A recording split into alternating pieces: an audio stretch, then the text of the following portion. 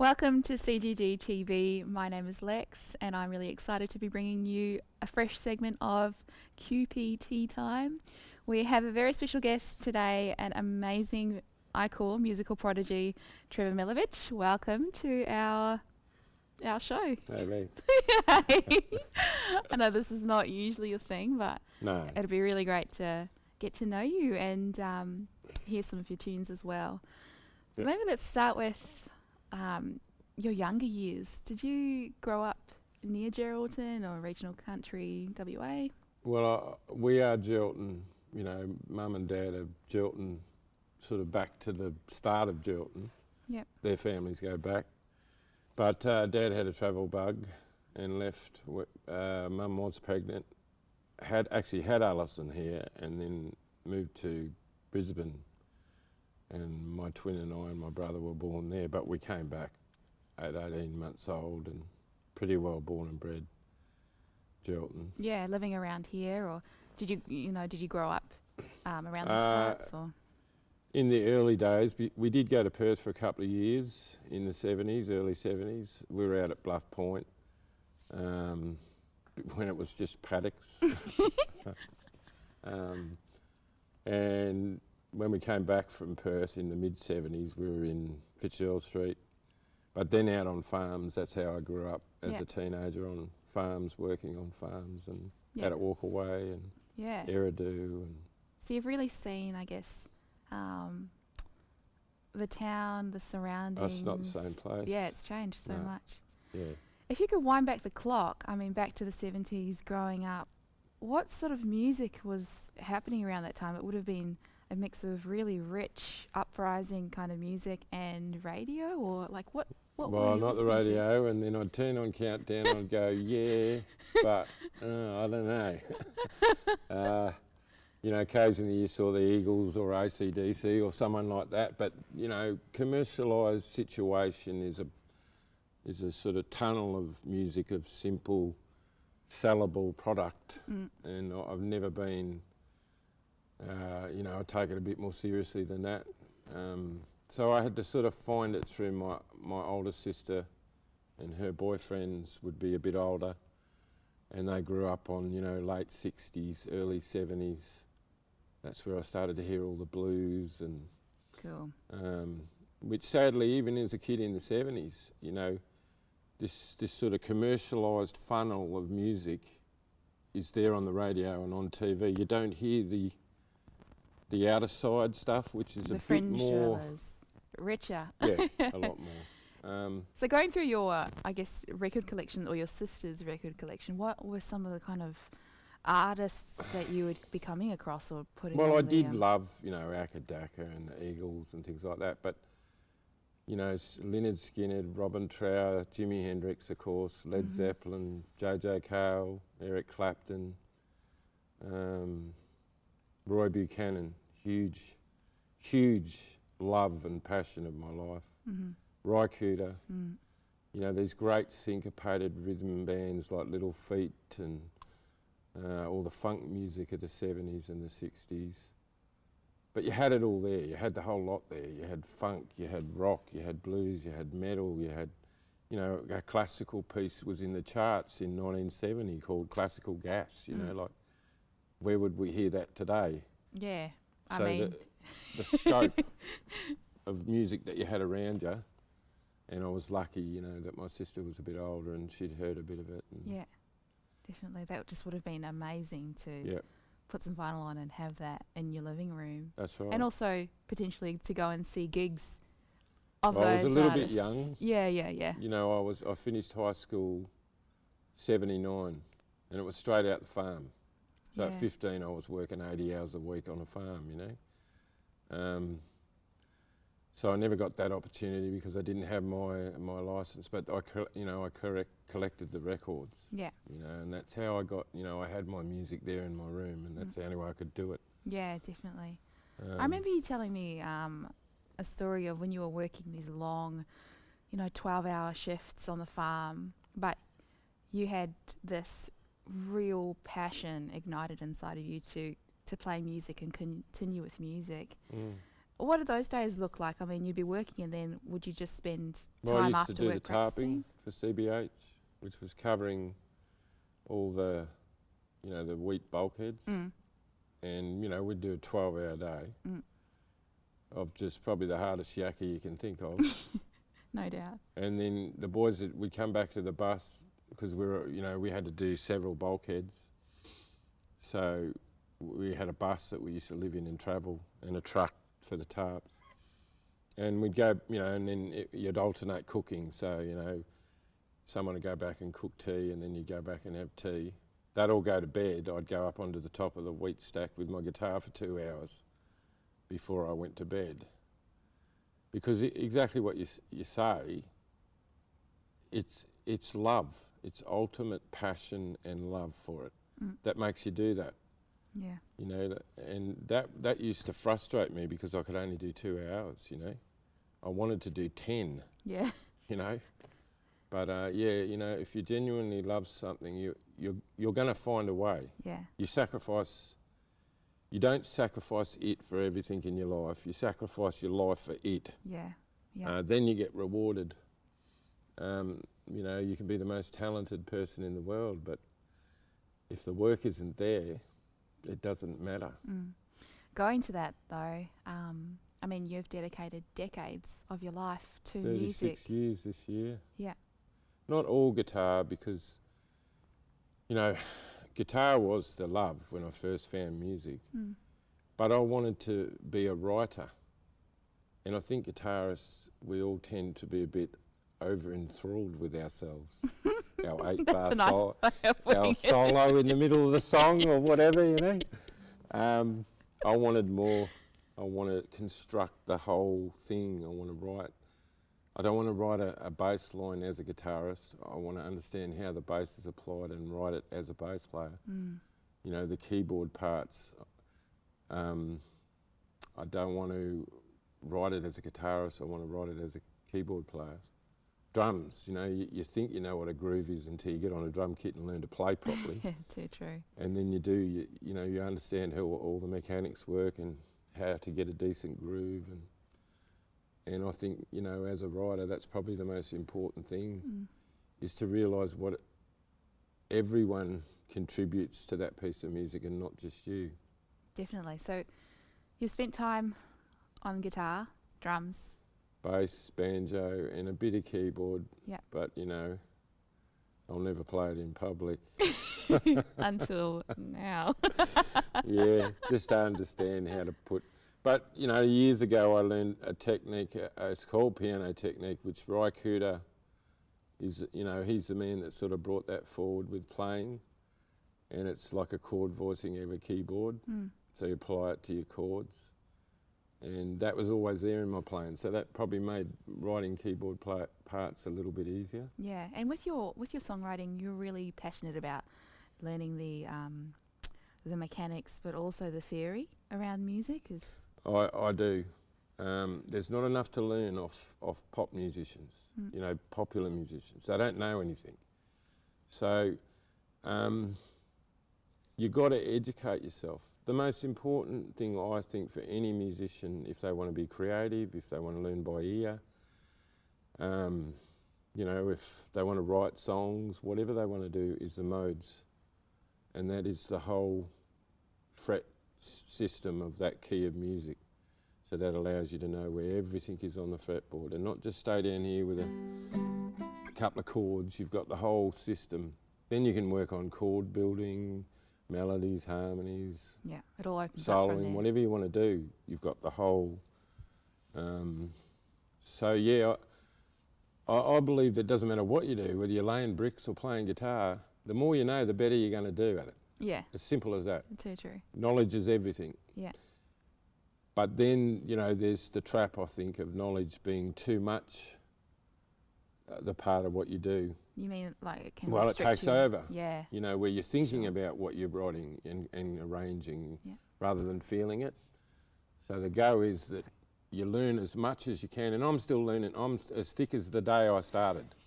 Because the more you learn, the more you see there is to learn. Too true. Yeah. The deeper in you go. But when as you learn it, forget about it. It's there. Once you've learnt that system, it's there. So forget about it. And when you're being creative, never think about it. All those things that you've learnt technically and theoretically are all in there, and it's your soul making the choice of what it wants to bring out, not this thing. Yeah, definitely. With that being said, I think we'd like to hear one of your tunes. It's come to that time. What have you got for us? It's called Unfold. Unfold.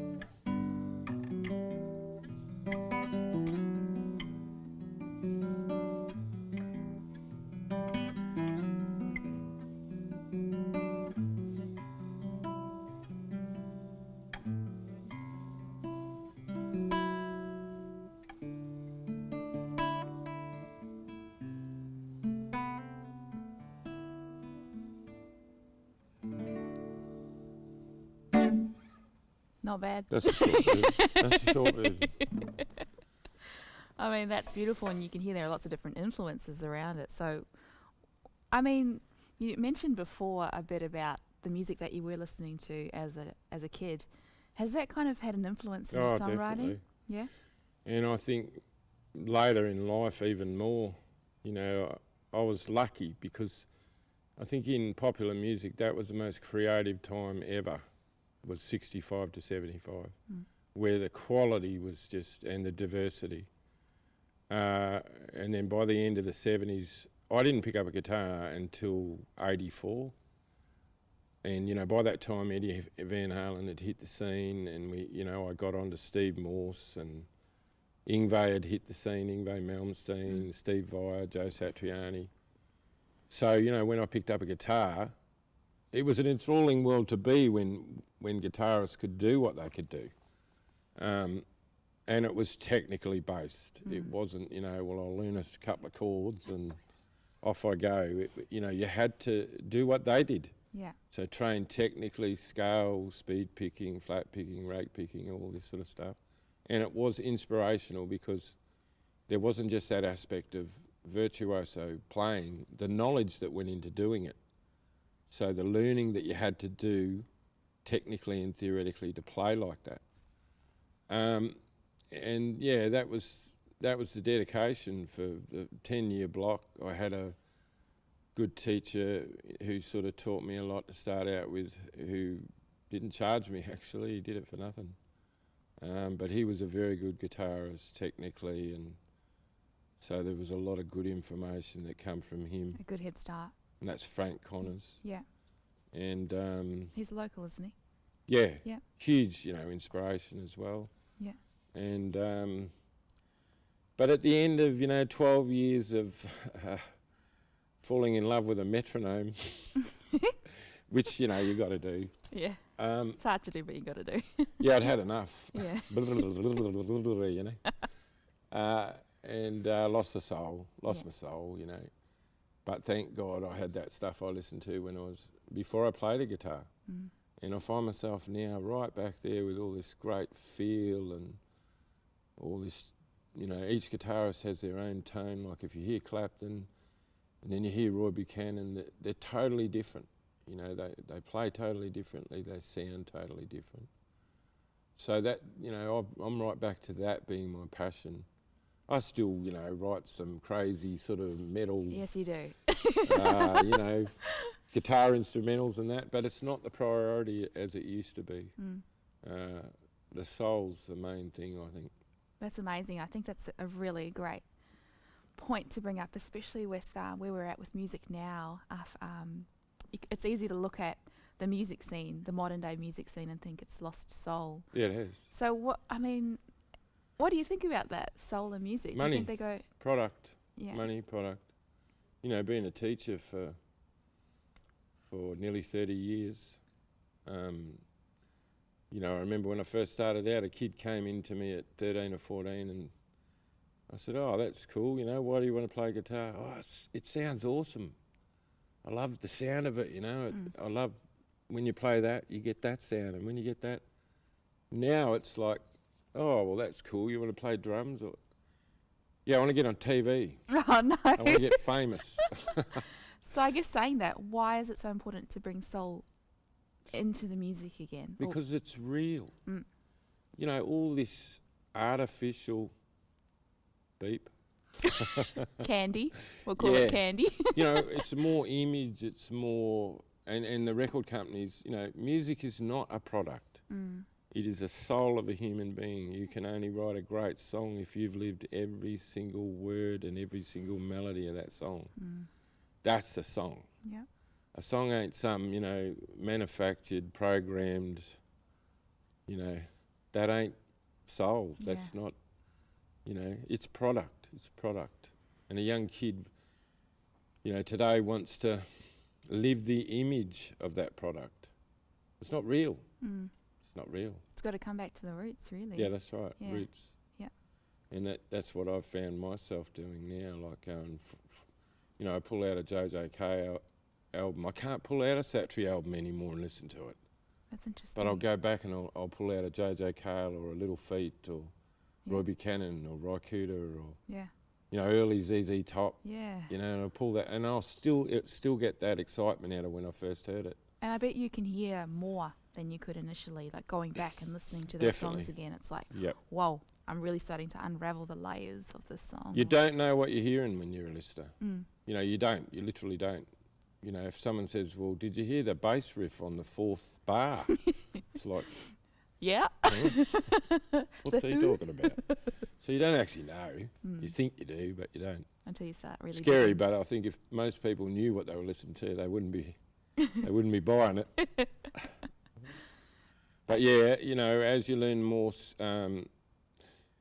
about composing, you know, more knowledge about, you know, how instruments play and creating tunes and whatever, you're able to break down every single thing that you're listening to. Yeah. So I go back as a knowledgeable musician, and I listen to the stuff that I grew up on, and I'm just glad that actually some of it was pretty good. Absolutely. For modern day musicians, we're running out of time, but I really want to get this in. Where can we start? We want to hear more diverse, rich music. Who can we look to? What should we be looking for on YouTube, you know, to really get into that? Every style. Diversify. All right, I want to be a metalhead. All right, I want to be a blues man. All right, I want to be, you know, a country guy. That's not enough, because it's been flogged within 10 million, you know, it's flogged to death. So go diversify. Yeah. You know, funk, jazz, classical. You know, classical's the ultimate form for melodies and structure and rhythms and anything, everything that you want to hear in an arrangement, classical has. You know, blues, reggae, Latin, you know, for rhythm and percussion, African, Cuban, you know, all these different, even country has things in it that no other style has. Yeah. You know, so I always say diversify. Okay. If you might have your slot of what you want to do, you know, you might want to be a folk singer, or you might want to be a country singer or whatever, or guitarist. But add something fresh to it. You're not going to get that from where you are. And listen? Is that? Yes. Yeah. go somewhere else to find something and take back to what you want to do, then it's uniquely yours. Yeah, You know? too true. And yeah, listening. Yep. What you listen to is what you are. So if I listen to 3 chords and 4/4 for the rest of my life and I want to be a musician, that's like 1 + 1. Don't listen to poop is the Yeah. is That's where you're going to spend the your takeaway there. whole life. You know And what what about songwriters, Trev? Who are kind I of mean? Lyrics. Yeah, yeah. Yeah, look, Bob Dylan, you know. Yep. The one name that probably still stands up above. But I remember a guy called Rodriguez who had 2 great albums, had the worst management and the worst record label known to man, and they duked him. But thank God he made those 2 albums. If you're looking for lyrical depth, they are probably the 2 best albums to ever get your hands on. Okay. And Joni Mitchell, I got to mention Joni Mitchell. For sure. That's a goodie. Yeah. Yeah. All right, that is all we've got time for. I mean, Trevor Milovitch has written hundreds. How many songs have you written to date? About 800. But they're not, you know, there's classical, you know, it's not just all 3 chords. No, far from it. It's Yeah. really diverse across lots of different genres. Yeah. No techno. Yeah, really unfortunate. No techno there. No, I want to thank Trevor so much. He's going to finish this segment with a song to fade us out. But thank you so much for listening to QPTea Time. We've enjoyed having a chat to Trevor Milovitch. This is his final song, which is called Spirit Mirror.